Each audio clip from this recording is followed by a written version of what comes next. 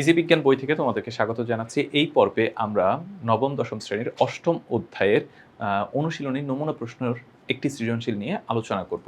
আমরা প্রথম প্রশ্নটার ক্ষেত্রে একটু খেয়াল করি, বায়োবায়ন কাকে বলে? বায়োবায়নটা হচ্ছে মাটির ভেতরে যে গ্যাস আছে এবং বায়ুমণ্ডলের যে গ্যাস আছে এদের মধ্যে যে এক্সচেঞ্জটা হয়ে থাকে, অর্থাৎ বায়ুমণ্ডলের গ্যাস মাটিতে যায়, মাটির গ্যাস বায়ুমণ্ডলে আসে, এই যে বিনিময়টা, এটাকেই মূলত হচ্ছে বায়োবায়ন বলা হয়ে থাকে।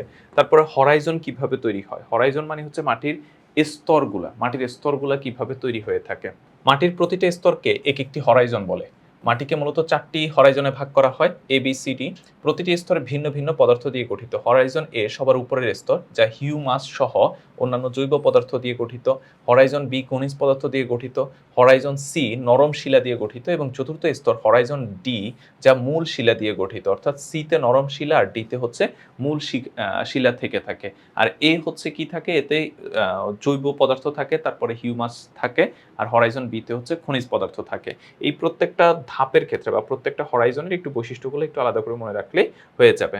আচ্ছা, গ নম্বর প্রশ্নের জন্য আমরা একটু উদ্দীপকটা একবার দেখে নিই। উদ্দীপকে বলা হয়েছে যে ৩ বন্ধুর মধ্যে সীমা যে এলাকায় বসবাস করে সেখানকার মাটি প্রচুর পানি ধারণ করতে পারে এবং মাটির কণাগুলো খুব সূক্ষ্ম। এটা সাধারণত হচ্ছে কাদামাটির ক্ষেত্রে বৈশিষ্ট্য।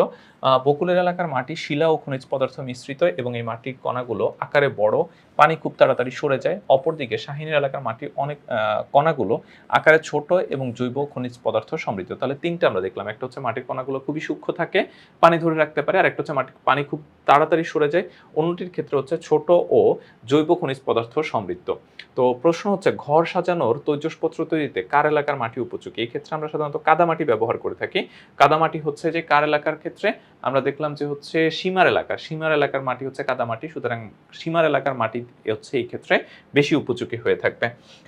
দেখো, ঘর সাজানো তৈজসপত্র তৈরিতে সীমার এলাকার মাটি অর্থাৎ কাদামাটি উপযোগী।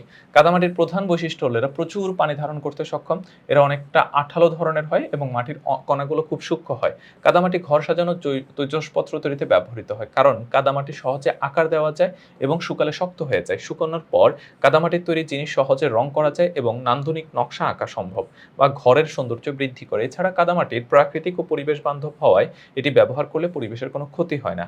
এছাড়া বাংলাদেশের মৃৎশিল্প খুবই জনপ্রিয়, যেখানে কাদামাটি ব্যবহার করে হাঁড়ি পাতিল, কলস, বাটি সহ বিভিন্ন ধরনের ঘর সাজানো তৈজসপত্র তৈরি করা হয়ে থাকে।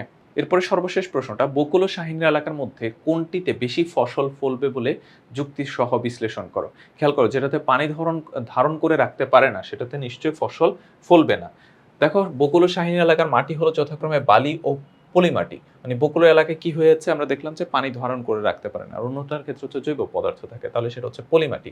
বালি মাটির তুলনায় পলি মাটিতে বেশি ফসল ফলবে।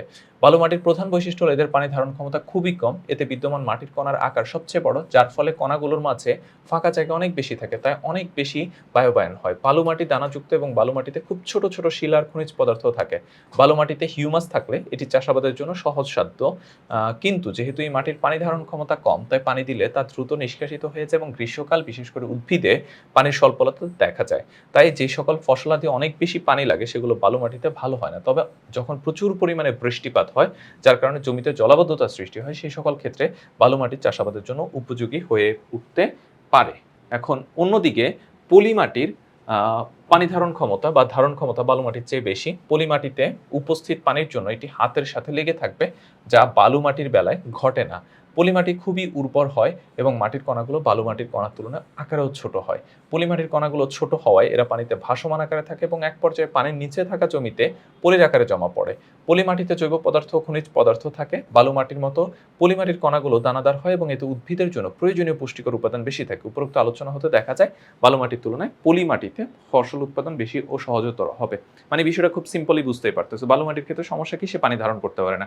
পানি ধারণ করতে না পারলে ফসলে পানির অভাবে মারা যাবে ফসল, এটা খুব সহজ কথাবার্তা। অন্যদিকে পলি মাটির ক্ষেত্রে মাটিতে যেহেতু পলি পড়ে তৈরি হচ্ছে, এখানে প্রচুর পরিমাণ হচ্ছে জৈব পদার্থ থাকে, খনিজ পদার্থ থাকে, সেই সাথে এটাতে ভালো পানি ধারণ করতে পারে। সুতরাং অবশ্যই পলি মাটি ফসল উৎপাদনের জন্য বেশ ভালো হবে। তো এই ছিল আমাদের এই পর্বে আলোচনা। পরবর্তী পর্বে আমরা অন্যান্য সৃজনশীল প্রশ্ন নিয়ে আলোচনা করব। সবাই ভালো থাকবে, সুস্থ থাকবে। আল্লাহ হাফেজ।